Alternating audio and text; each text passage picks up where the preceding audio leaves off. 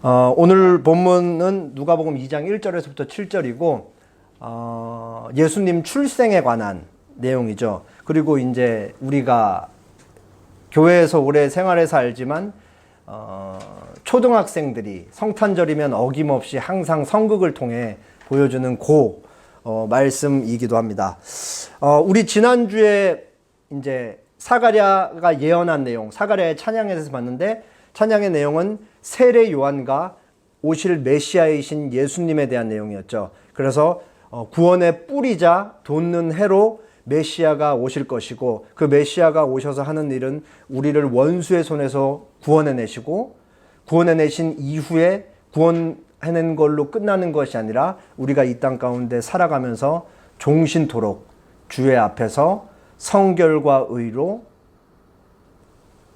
하나님을 섬기게 하리라 하였던 그런 구원의 목적에 대해서도 저희가 지난주에 살펴보았습니다.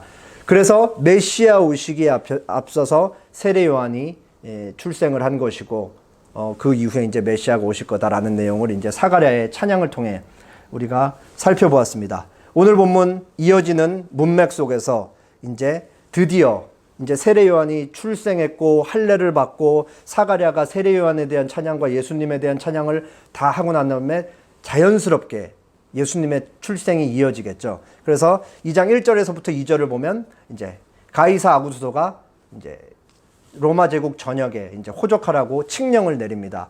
3절에서 5절은 그 칙령을 듣고 속국이었던 당시 이제 이스라엘에 살고 있었던, 그거 좀 더 좁혀서 말하면 갈릴리 나사렛 갈릴리에 살고 있었던 그 요셉과 마리아가 이제 그 호적을 하기 위해서 유대 베들레헴으로 오는 장면이고, 그리고 마지막에 유대 베들레헴에서 마리아가 예수님을 낳았다, 예수님께서 출생하셨다라는 그런 내용입니다.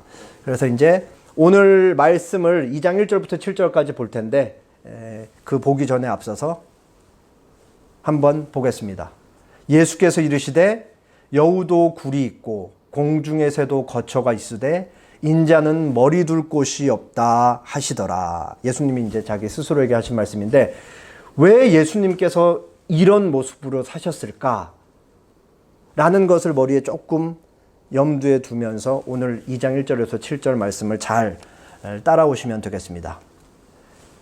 1절, 그때의 2장 1절 2절 보겠습니다. 그때의 가이사 아구스도가 영을 내려 천하로 다 호적하라 하였으니 이 호적은 구레뇨가 수리아 총독이 되었을 때에 처음 한 것이라, 이렇게 말씀하고 있습니다. 그때에로 시작해요. 근데 정확히 이때가 언젠지는 모르겠는데 아마도 이제 예수님이 문맥상 보면 예수님이 출생할 때에라는 것을 가리키는 것 같아요.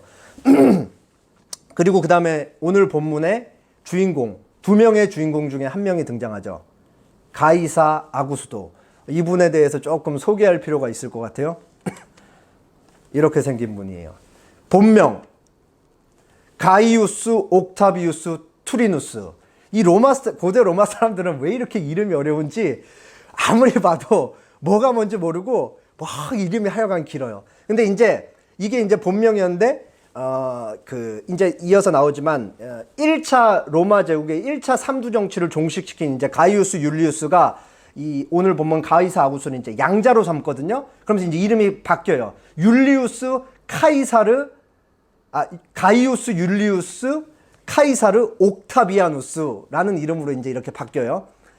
이게 이제 본명이고, 요 사람의 본명이고, 두 번째 통치 기간, 예수님 태어나시기 27년부터 예수님 태어나신 이후 이제 14년까지 41년 동안 로마 제국을 통치하신 분이고, 로마 제국의 역사, 사실은 이제 처음에는 제국이라고 볼 수 있고, 이제 작은 나라로 시작해서 이제 왕정에서 시작해서 원로원이 주도하는 공화정으로 갔다가 이제 황제가 다스리는 제정으로 넘어가는데, 거기서 이제 공화정을 종식시킨 사람이 누구냐? 바로 오늘 본문에 나오는 가이사 아구스도, 옥타비아누스가 그렇게 했다라는 거죠.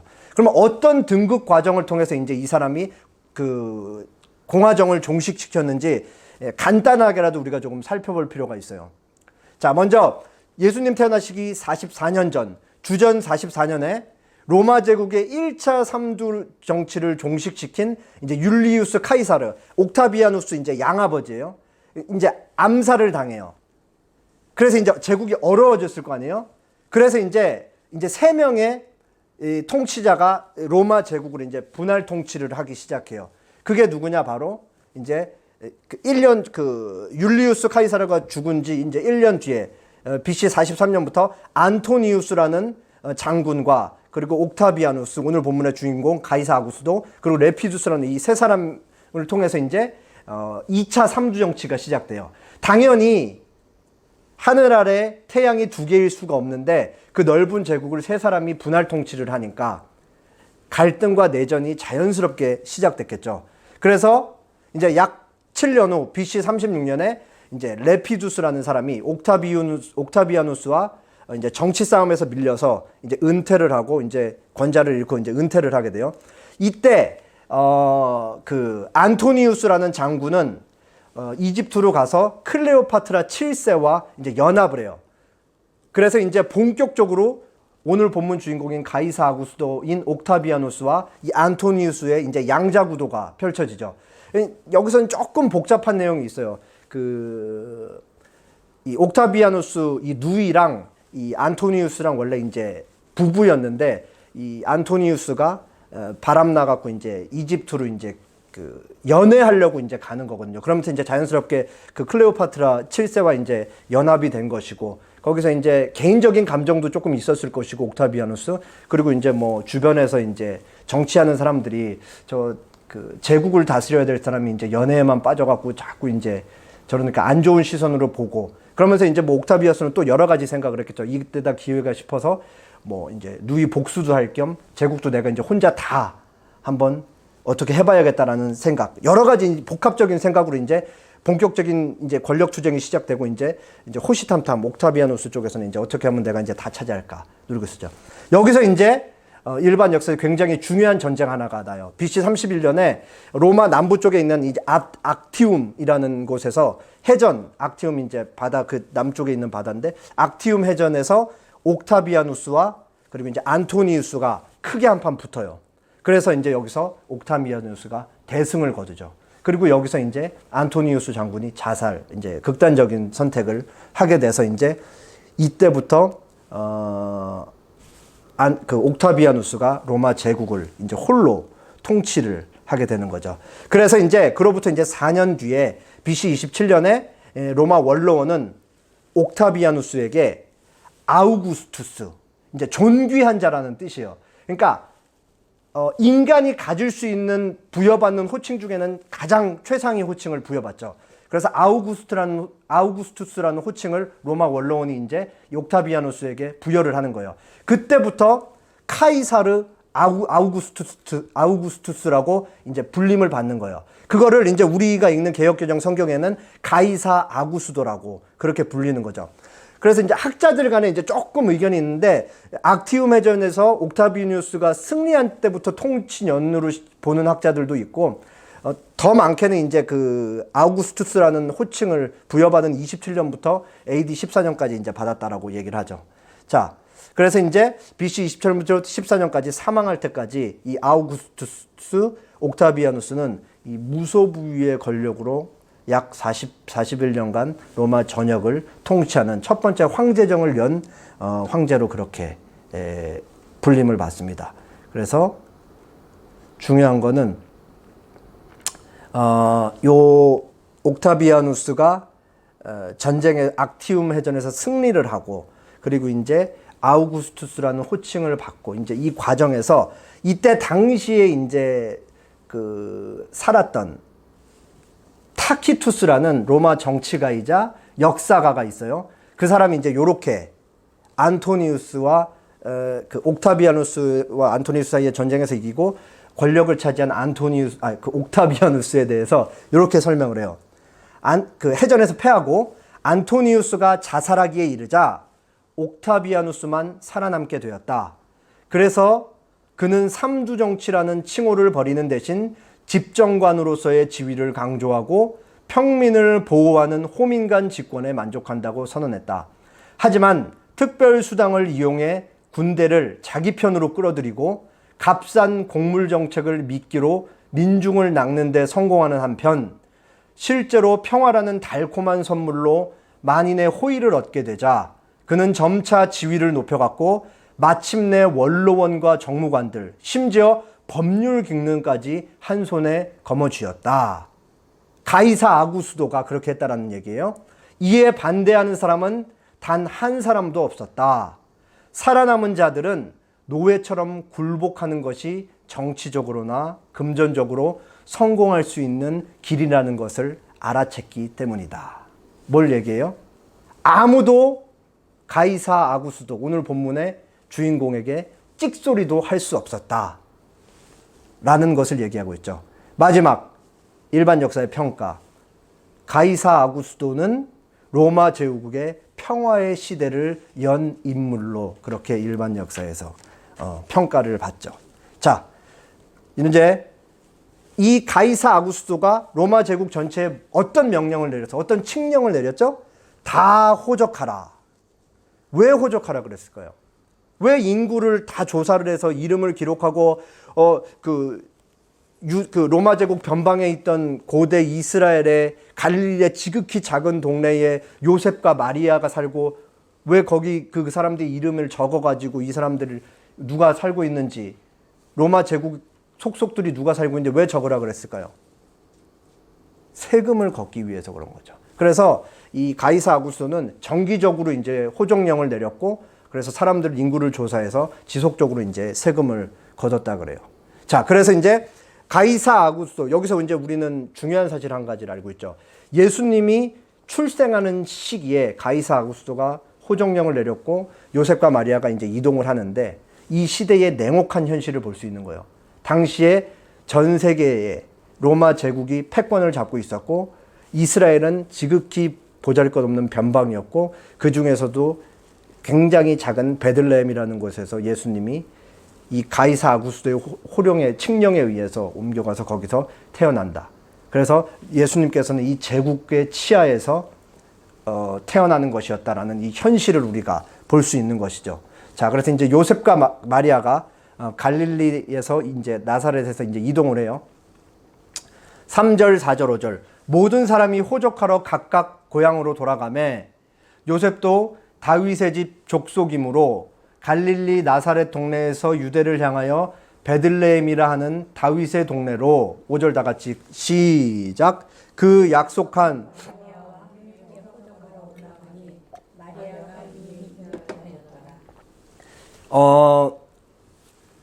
원래 이제 이스라엘은 처음에 출애굽한 이후에 여호수아를 필두로 해서 이제 가나안 땅에 들어가서 땅을 12지파가 다 분배받잖아요. 분배받은 이후에 계속해서 각 지파, 마치 우리나라 이제 과거에 이제 같은 성씨끼리 집성촌 모아서 살듯이 지파끼리 모여서 살고 거기서 이제 자식들한테 계속 땅이 이제 세습되는, 그리고 만약에 빚을 져서 땅을 팔아야 됐을 때는 희년이 되면 50년째 이제 다시 땅을 돌려받는 이런 이제 법들이, 하나님이 정하신 법들이 있었어요. 근데 주전 721년에 이스라엘 북쪽이 아수르 제국에 의해서 망하고, 그리고 이제 576년에 남쪽도 바벨론 제국에 의해서 망하잖아요. 그래서 이제 사실상 북쪽이 이제 아수르에 의해서 망했을 때 거기 있는 북이스라엘 사람들이 전부 다 이제 잡혀가고 거기 안에도 이제 외국인들이 와서 살게 되고, 그러면서 사실상 이제 북이스라엘의 혈통은 사라졌다라고 봐야죠. 남유다도 대부분 끌려갔다가 귀환한 인구가 사실은 얼마 안 되거든요. 그렇게 이제 또 몇백 년이 지금 지난 상태이기 때문에 사실은 구약 시대를 기준으로 해서 이제 각 지파에서 계속해서 이제 자손 대대로 이제 하나님이 주신 땅을 물려받았는 거는 뭐 당연히 말도 안 되죠. 그리고 그 사이에도 제국의 지배를 워낙 많이 받았으니까. 그럼에도 오늘 본문에서 이제 요셉이 마리아를 데리고 베들레헴은 유다 지파 안에 있는 작은 땅이거든요. 마을이거든요. 글로 가는 것으로 보아서는 어쨌든 유대 땅 안에 있는 베들레헴에 유다 지파 자손들이 계속해서 이제 모여서 살고 있었던 것 같아요. 실제로 요셉이 베들레헴에서 태어났는지 아니면 갈릴리에서 태어났는지 뭐 그거는 잘 모르겠어요. 어쨌든 이제 그렇게 가게 되죠. 그래서 가는 경로를 좀 보면은 파란색으로 오는 이제 직선 거리가 있고 돌아서 가는 빨간색 거리가 있죠. 이때 당시 유대 남자들은 대부분 아래 그 남쪽에서 북쪽으로 올라가던 북쪽에서 남쪽으로 내려오던 파란색 길은 거의 온 길이 없고 다 빨간색으로 돌아갔어요. 이제 그 사이에 이제 사마리아 땅이 있기 때문인데 이거는 뭐 나중에 제가 설명을 해드리고 그래도 제가 보는 이 참고 서적들 중에 이제 학자들 중에는 일부는 또 요 파란색 길로 갔다라는 견해도 있어서 이제 소개를 해드리는 거예요. 어쨌든 이제 마리아가 사가랴의 집에 갔을 때처럼 큰 유대 땅 안에 이제 속해 있기 때문에 110에서 이제 150km 정도 거리가 되고 한 최소 3일 거리. 그리고 지금 마리아는 거의 만삭이에요. 만약에 낙타를 끌고 갔다라고 가정을 했을 때 본문은 얘기하고 있지 않지만 최소 3일 거리. 만약에 빨간색 길로 갔을 가능성이 훨씬 높은데 이 빨간색 길로 갔으면은 지금 마리아와 요셉이 살고 있는 이 갈릴리라는 동네가 해발 약 500m. 그리고 지금 가는 유대 땅 베들레헴이 해발 약 700m예요. 근데 빨간색 길로 가려면 이제 아래쪽으로 갔다가 이제 다시 올라가는데 요 아래쪽에 있는 이제 요단강 쪽으로 내려가서 여리고까지 아래로 내려가는데 이 여리고가 이 해수면보다 약 300m가 낮아요. 그러니까 600m, 500m에서 800m를 내려가서 간 다음에 그 해수면보다 300m 낮은 데서 다시 700m 올라가니까 1km 이상 엄청난 만삭인 몸을 이끌고 등산을 해야 하는 수준인 것이죠. 어쨌든 뭐 굉장히 힘든 거리였다, 길이었다라는 것을 만만한 거리가 아니었다라는 것이죠. 그래서 요셉과 마리아는 유대 갈릴리에서 갈릴리 나사렛에서 유대 베들레헴으로 가고 있어요. 근데 여기서 아주 흥미로운 사실이 하나가 있어요. 지금 요셉과 마리아가 갈릴리에 잘 있다가 왜 지금 유대 베들레헴으로 가고 있죠? 가이사 아구스도의 호정령 때문에 그래요. 근데 이게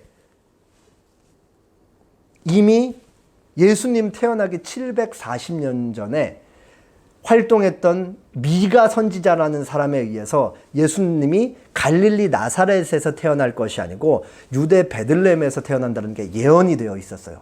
여기서 베들레헴 에브라다야, 너는 유다 족속 중에 지극히 작을지라도 이스라엘을 다스릴 자가 내게서 나에게로 나올 것이라. 그는 근본은 상고의 영원에 있느니라.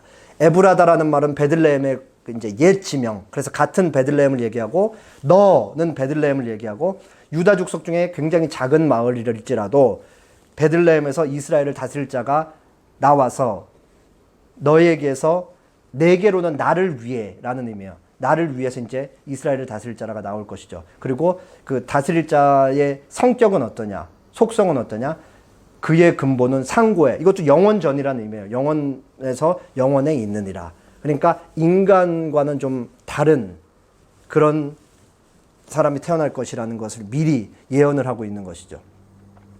자, 그래서 이제 여기서 이제 우리가 한 가지 알 수 있는 사실은 가이사 아구스도는 이 사실을 전혀 모르고 있지만 자기는 그냥 세금을 걷기 위해서 호정령을 했지만 사실은 하나님이 이 일반 통치자를 사용하고 계시다라는 사실이죠. 그래서 하나님의 섭리를 통해 하나님께서 740년 동안 한 예언이 자연스럽게 이루어지는 결과가 발생하는 것이죠. 자, 이제 마지막 부분 보겠습니다. 제가 6절, 여러분이 7절 읽겠습니다. 거기 있을 그때에 해산한 날이 차서 7절 시작. 소바다를 낳아 강고에 싸서 위에 이었으니 위는 영원에 있을 곳이 없습니다라. 아까 제가 이제 시작할 때 짧게 얘기했는데 이게 이제 이 예수님 출생하면 우리가 가진 선입견이 이제 조금 있잖아요. 이 성극을 늘 보아왔기 때문에. 그래서 이제 막 만삭한 마리아와 그리고 이제 옆에 있는 요셉이 이쪽 여관 들렸는데 문전박대 당하고 저쪽 갔는데 거절당하고 해서 찾다가 말들이 있는 가축 우리를 찾는데 거기서 결국은 아이가 태어나서 그 안에 있는 말구유에 아이를 태어나게 했다, 뉘었다. 이런 우리가 이제 선입견이 있는데 요거를 이제 지금 조금 오해가 있기 때문에 오늘 좀 벗겨낼 필요가 있어요. 먼저 6절 보시면 거기 있을 그때에 해산할 날이 찼다. 그러니까 갈릴리에서 베들레헴으로 오는데 오자마자 갑자기 아이가 나올 것 같아서 막 허둥지둥 되다가 문전박대 당하고 말구 그 가축우리 마구간에 들어간 게 그런 개념이 아니라는 거예요. 와서 잘 지내고 있다가 이제 아이가 나올 신호가 돼서 이제 아이가 태어났다는 걸 일단 얘기하고 있어요. 6절에. 그리고 이제 아이를 구유에 뉘었는데 구유에 뉘은 이유가 뒤에 이는 왜냐하면 하고 나와요. 그리고 뭐라고 나와요? 왜냐하면 여관에 있을 곳이 없었기 때문에 구유에 뉘었다라고 얘기하고 있잖아요. 이 여관이 도대체 뭐냐 이거 여관이. 잘 봐요. 우리 오늘날 지금 21세기 한국에 살고 있는 우리도 여관, 모텔, 무인 모텔, 4성급 호텔, 5성급 호텔 하면 머릿속에 생각하는 이미지가 완전히 다 다르잖아요. 우리가 머릿속에 떠오르는 게. 있는 위치들도 다 다르고. 그러면은 여기서 여관에 있을 곳이 없어서 구유에 뉘었다는데 도대체 뭔 말이냐 이거예요 이게. 우리가 우리 속에 머릿속에 떠오르는 여관이 아닌 건 아는데 그럼 이 여관은 도대체 뭐냐 이거죠. 이해를 돕기 위해서 NIV 성경 이거 몰라도 됩니다. 이제 앞부분 다 똑같고요. 제일 세 번째 줄 Because there was no guest room available for them. 왜냐하면 거기에는 그들을 위한 이용 가능한 손님 방이 없었다. 손님 방. 이게 뭔 말이에요? 여관이 아니고 그 요셉과 마리아를 위한 손님 방이 없었다는 거예요. 이때 당시 이제 이스라엘 1세기 이스라엘 가옥 구조를 알아야 되는데 이게 가장 평범하고 조금은 이제 가난한 농부의 집이에요. 저기 안에 보시면 엄마로 보이는 사람 있고 옆에 이제 아들로 보이는 사람 있죠. 그리고 사이에 벽이 아니고 이제 기둥 같은 건데 그게 이제 뒤쪽이 이제 하나로 된 공간이에요. 저기서 먹고 자고 이제 다 하는 거예요. 그리고 이제 아래쪽에 조금 그 땅을 깎아서 이제 있는 쪽에 이제 집 같은 게 있고 저기 이제 뭐가 있어요? 양이 있고 이제 있는 거죠. 이 고대 사람들의 이제 지혜를 엿볼 수 있는데 이제 일교차가 좀 큰 이스라엘 기후와 겨울에 추우면은 그 문 바로 앞에 이제 양들을 갖다 놓으면 따뜻한 공기 특성상 위로 올라가니까 그 집 안에 있는 사람들이 좀 더 따뜻하게 있을 수 있겠죠. 그래서 여기에 이제 그리고 도둑들이 가축이 재산이니까 훔쳐갈 수도 있잖아요. 그래서 밤에는 들여놓는 거예요. 낮에는 다시 내놓고 자기들이 볼 수 있으니까 여기를 이제 다시 치우고 이 앞쪽을. 그래서 예수님이 어디서 태어난 거예요? 여기서 태어난 거예요.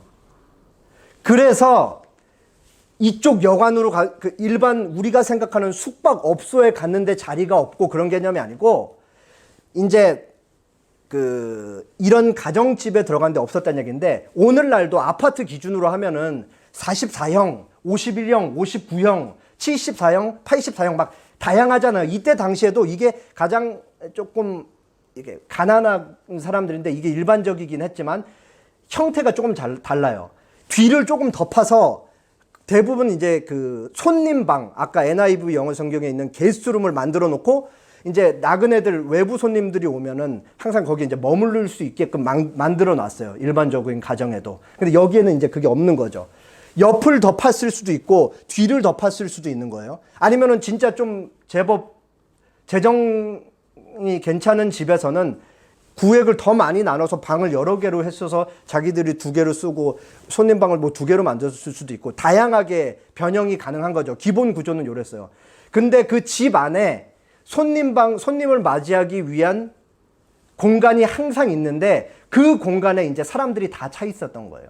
왜냐하면은 가이사 아구스도가 호정령을 내렸고 사람들이 호적하기 위해서 여기 머무를 때가 있고 거기에 사람이 차 있었기 때문에. 그래서 이제 여기서 이제 우리가 풀어야 하는 오해가 뭐냐.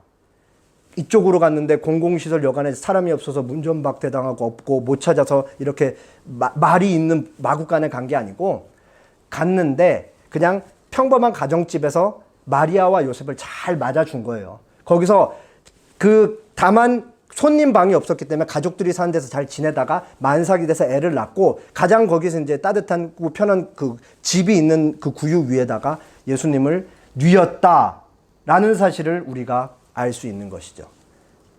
자, 그래서 오늘 본문을 봤는데 이제 오늘 본문이 우리가 어디죠? 범위가? 본문의 범위. 누가복음 2장 1절에서 7절이에요. 그 말은 1장을 우리가 이제 다 끝까지 80절까지 봤다라는 얘기죠. 그럼 1장에서 반복해서 등장하는 표현이 있었어요. 누가가 강조하는 것이죠. 이런 표현들이에요. 다윗의 자손 요셉이라 하는 사람과 약혼한 처녀에게 이르니, 두 번째, 하나님께서 그 조상 다윗의 왕위를 그에게 주시리니, 3번, 영원히 야곱의 집을 왕으로 다스리실 것이며 그 나라가 무궁하리라.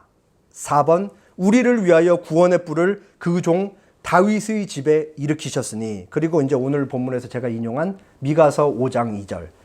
베들레헴 에브라다야 너는 유다 족속 중에서 작을지라도 이스라엘을 다스릴 자가 너에게서 나올 것이다. 다 뭐를 얘기하고 있어요? 오실 메시아가 뭐다? 왕이다. 예수님은 왕으로 태어나셨다라는 거예요. 왕으로. 그런데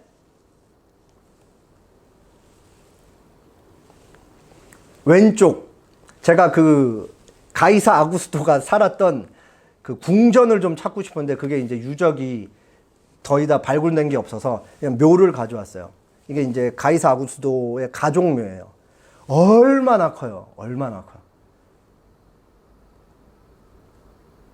죽음을 기리는 것도 이렇게 큰데 이 예수님의 태어난 이 작은 가난한 평범한 가정집과 비교하면 이 땅에 창조주이시고 모든 것을 지으신 예수님께서 직접 사람의 몸을 입고 이 땅에 태어나셨는데 그곳은 화려하고 삐꺼번쩍한 궁전이 아니라 가장 가난하고 평범한 가정집에서 태어났다라는 것이죠. 왜 그러냐? 오늘 본문에 나온 첫 번째 주인공인 가이사 아구스토와 예수님을 비교하면 예수님이 왜 이렇게 보잘것없는 모습으로 태어났는지 알 수가 있는 거예요. 그 본문에서 가이사 아구스토는 말 한마디로 제국을 다스릴 수 있는, 가이사 아구스토가 말 한마디만 딱 떨어뜨리면 그냥 저 멀리 변방에 있는 요셉과 마리아가 움직여야 될 정도로 모든 권력을 쥐고 있었던 최고 권력자였죠. 그리고 아무리 이 땅에서 살았던 왕들 중에 선한 왕이었다라고 할지라도 왕정 체제 자체가 갖고 있는 그 속성상 권력은 한 사람에게 집중될 수밖에 없기 때문에 그 이면을 우리가 자세히 들여다 봤을 때 아름다운 일이 정말 없다라는 건 우리는 너무나 잘 알고 있어요. 하나님은 이미 아주 오래전에 사무엘 선지자에게 왕을 구하는 이스라엘 백성들에게 왕정 제도가 가진 위험성에 대해서 이렇게 경고를 하신 적이 있어요. 조금 길지만 제가 읽어보겠습니다. 사무엘이 말했습니다. 여러분은 여러분을 다스릴 왕을 달라고 하는데 그 왕은 이런 일을 할 것이요. 왕은 여러분의 아들을 빼앗아 갈 것이고 그 아들을 데려다가 자기 전차와 말을 몰게 할 것이요. 여러분의 아들은 왕의 전차 앞에서 달리게 될 것이요. 왕은 여러분의 아들 중에서 몇 명을 뽑아 군인 1000명을 거느리는 지휘관인 1000부장과 군인 50명을 거느리는 지휘관인 50부장으로 삼을 것이며 다른 아들에게는 자기 땅을 갈게 하거나 땅에서 나는 것을 거둬들이게 할 것이요. 13절, 왕은 여러분의 딸도 빼앗아 갈 것이요. 왕은 여러분의 딸에게 향료를 만들게 하거나 자기가 먹을 음식을 요리하게 할 것이요. 왕은 여러분의 제일 좋은 밭과 포도원과 올리브나무 밭을 빼앗아 자기 신하들에게 줄 것이요. 여러분이 거둔 곡식과 포도의 10분의 1을 가져다가 왕의 관리와 신하들에게 나눠줄 것이요. 왕은 여러분의 남종과 여종도 빼앗아 갈 것이요.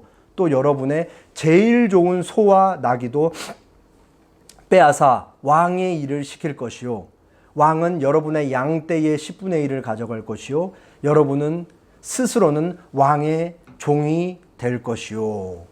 하나님이 굉장히 오래전에 사무엘 선지자에게 왕을 구하는 이스라엘 백성에게 왕정 제도가 갖는 이 위험성, 그게 얼마나 백성인 너희를 옥죄일 것인지 말씀하신 내용인 것이죠. 왕은 착취하고 빼앗을 수밖에 없는 자리이죠. 왕정제도 자체가 좀 전에 말씀드렸듯이 모든 권력이 한 사람에게 집중되는 형태이기 때문에 왕을 제외한 모든 사람은 다 사실상 그 옆에서 어떻게 해가지고 잘 뭔가를 누려보지 않는 이상 모든 사람은 노예로 왕을 위해 존재한다라고 할 수 있죠. 그래서 그 아래에 있는 사람들은 자신들의 노동력과 가축과 재산을 다 같이 갖다 바칠 수밖에 없는 게 왕정제도예요. 여기에는 예외가 없어요. 오늘 본문의 가이사 아구스도의 모습이죠. 그는 제가 아까 말씀드렸지만 세속 역사에서 로마 제국의 평화를 연 인물로 평가를 받아요. 근데 그가 이룬 평화는 누군가를 착취하고 누군가를 짓밟고 누군가를 죽여서 얻은 평화라는 것이죠. 진정한 의미로서 평화라고 할 수 있을지 의문이에요. 히어로 영화, 슈퍼맨, 배트맨 같은 영화들 있잖아요. 이 내용이 너무 이제 간단해서 다 너무 잘 알죠. 선이 있고 선을 대표하는 인물이 있고 슈퍼맨, 배트맨이 되고 악이 있고 악을 대표하는 악당이 있죠. 그리고 악당을 쫓는 집단이 있고 선과 악이 대립을 해요. 거기서 항상 선에 있는 위치에 있는 사람들은 정의를 구현하기 위해 악당을 물리치죠. 그래서 정의를 되찾는 거예요.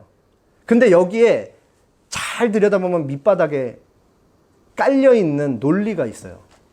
그게 바로 힘의 논리예요. 세상에서는 평화를 찾기 위해서 정의를 구현하기 위해서 힘으로 누르는 방법밖에 택할 수가 없다고요. 그게 바로 세상에 작동하고 있는 힘의 원리인 거예요. 대부분의 히어로 영화들에 다 밑바닥에 깔려 있는 거죠. 이게 세상에서 정의를 구현하는 방식이고 평화를 찾는 방식이다. 오늘 본문에 가이사 아구스도가 하고 있는 것과 똑같아요. 안토니우스를 잡아 죽여야지만 그 땅에 평화가 오는 거예요.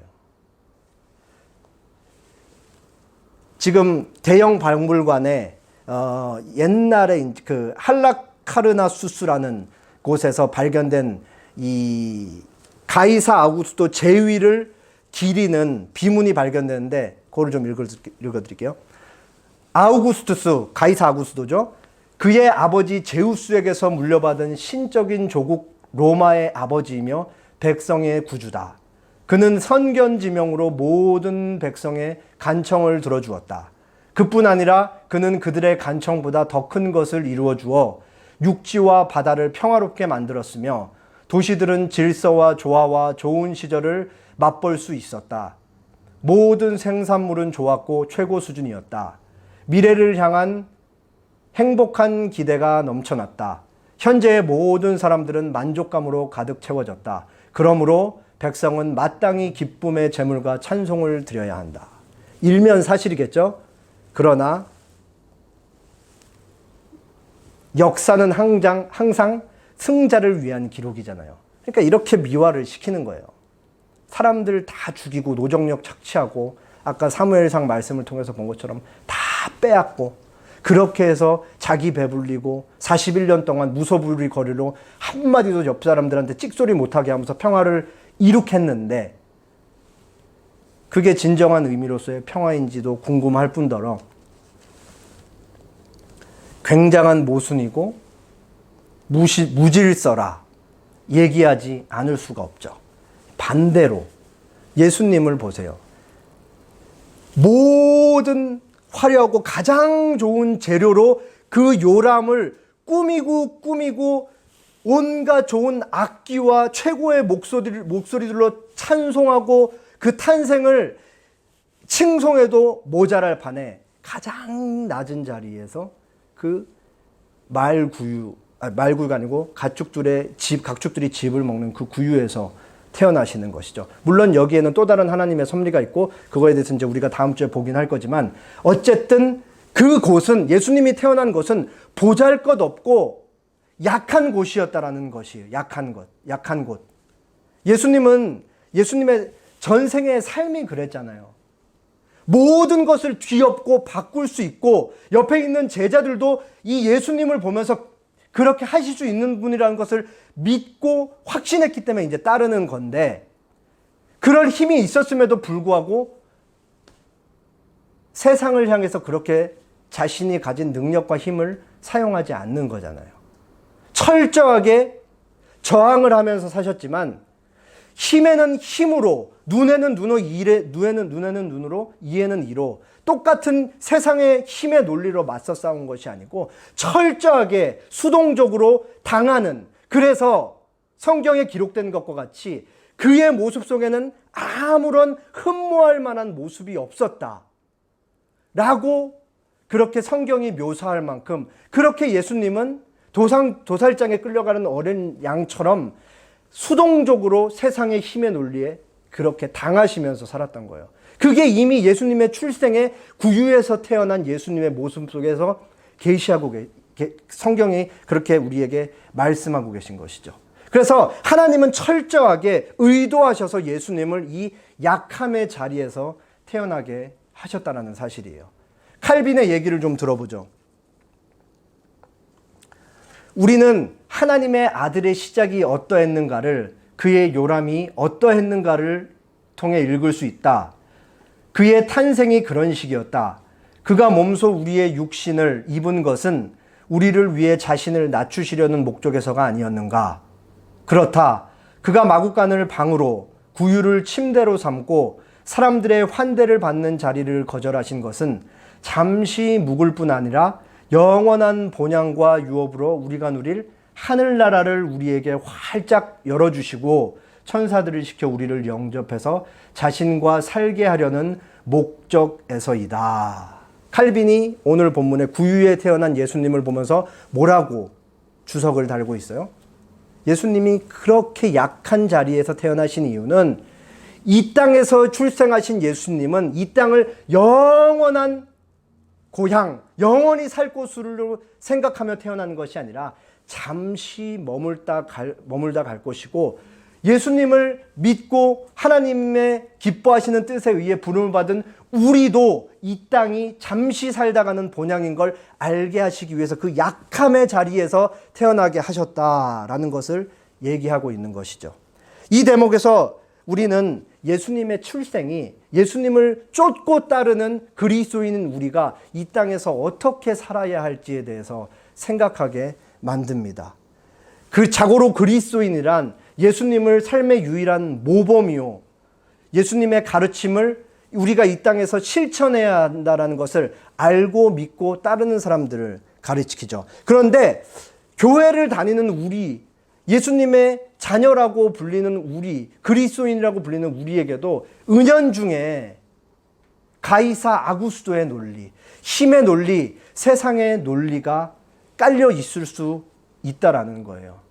내가 뭔가를 더 가져야 될 것 같고, 힘은 힘으로 찍어 눌러야만 될 것 같고, 우리가 매일 눈으로 보고 귀로 듣는 게 어쩌면 세상 이치이기 때문에, 우리가 접하고 사는 게 항상 그런 것이기 때문에 어쩌면 오늘 본문에 나와 있는 이 예수님의 모습은 우리에게 너무 낯설어 보일 수가 있어요. 낯설어 보일 수가.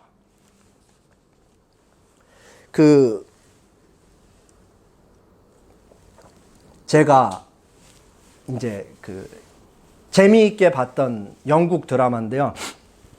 블랙미러라는 드라마인데 이제 미래 사회의 모습을 그리고 있어요. 이게 어떤 장면이냐면, 이제 핸드폰을 통해서 이 SNS 시스템을 통해 지나가는 사람과 회사 생활하는 사람, 뭐 운동하면서 만나는 사람, 길거리에서 만나는 사람들을 실시간으로 사람들의 점수를 매기는 거예요. 여기 보면은 4.4 이렇게 나와 있죠. 그러니까 이 주인공이 사람들한테 계속해서 받은 평가가 5점 만점에 4.4라는 거예요. 제가 여기서 있을 때 쉽게 예를 들면, 여러분들의 이 예배 드리는 모습을 통해 저 사람은 5점 만점에 2점 몇 점, 저 사람은 5점 만점에 4점 몇 점, 이렇게 평가하고, 여러분들이 신상임 목사 오늘 표정 5점 만점에 몇 점, 뭐 이렇게 평가하는 것처럼 오고 가고 만나는 사람들을 계속 실시간으로 이제 그 핸드폰을 통해 이제 그 사람의 점수를 매기는 거예요. 굉장히 무서운 일이잖아요. 미래 사회를 그리고 있는데 사실은 잘 생각해보면 우리 지난 일주일 동안 내내 핸드폰만 안 들고 핸드폰으로 점수만 안 매겼지 속으로 만나는 사람들 다 점수 매기면서 살았거든요. 평가하고. 이건 뭘 얘기하면 거꾸로 이 사람들도 우리를 똑같이 점수를 매기고 있다는 거예요.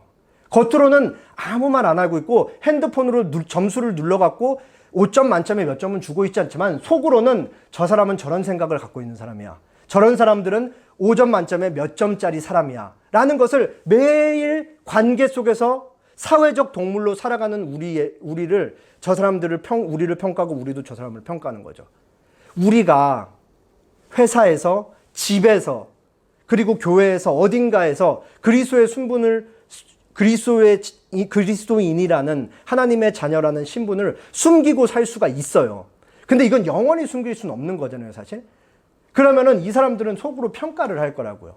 5점 만점에 저 사람은 하나님을 믿지 않는 사람들과는 달라서 이런 점에서 좀 더 우수한 점수를 매겨야겠다. 이게 되게 무서운 거예요. 아무도 얘기하고 있지 않고 겉으로 웃고 있지만 사실은 우리가 그리스도인으로서 옆에서 비그리스도인들이 볼 때 5점 만점에 몇 점짜리 사람인지 다 평가가 되고 있다는 것이죠. 여기서 우리 삶의 가치와 무게가 정해지는 거예요. 왜냐하면 우리는 세상 안에 태어났고 마치 로마 제국 안에 예수님이 태어나신 것처럼 예수님이 똑같이 세상 안에 들어오신 것처럼 우리도 똑같이 세상 안에 태어났고 세상 안에서 살면서 비그리스도인들, 세상을 향해 존재하는 거예요. 우리 존재 한 사람 한 사람이. 그렇기 때문에 그 사람들은 우리가 가진 생각, 손짓, 발짓, 표정, 행동, 우리의 삶을 통해 예수님께 인도를 받는다는 사실이죠. 그게 바로 그리스도인인 우리의 신분이 갖는 무게와 가치인 것이죠. 그러니까 우리의 존재를 통해 예수님을 비그리스도인들을 예수님께 인도하는 복음의 통로가 된다라는 것이죠. 제가 굉장히 좋아하는 이제 그 작가님이 계신데 2017년에 이제 이분 이제 북 콘서트에 가서 이제 사인 받은 건데 좀 환기시키기 위해서 이제 사진을 좀 갖고 왔어요. 제가 정말 좋아하고 참 여러 가지 저에게 통찰을 제공하고 이분 글은 너무 따뜻해서 읽을 때마다 참 너무 좋아요. 근데 이분이 이제 요거는 이제 제가 북 콘서트 갔을 때 들었는데 이분이 이 책을 발간했을 때는 나이가 뭐 50이 훌쩍 넘으셨고 아마 60 정도 되셨었던 것 같아요. 60 넘으셨을 거. 근데 되게 어렸을 때 쓰셨던 거래요. 근데도 어마어마한 내용이 나와 있는데 이 중에 이제 한 부분을 제가 성경 말씀을 이렇게 한 절 갖고 이제 한 3-4페이지로 묵상해서 글을 써놓은 묵상집이라고 볼 수 있는데 한 부분을 소개를 할게요. 먼저 이분이 이제 그 파스칼의 팡세에서 이제 글을 인용해요. 모두가 한꺼번에 움직일 때는 아무것도 움직이지 않는 것처럼 보인다. 맞는 말이죠. 모두가 방탕으로 내닫고 있을 때는 아무도 방탕으로 가고 있는 것으로 보이지 않는다. 파스칼이 한 말이에요. 팡세라는 글 모음집, 경구 모음집에. 그래서 이제 이승우 작가님이 여기다 이제 설명을 덧붙여요. 뭐라고 덧붙이냐?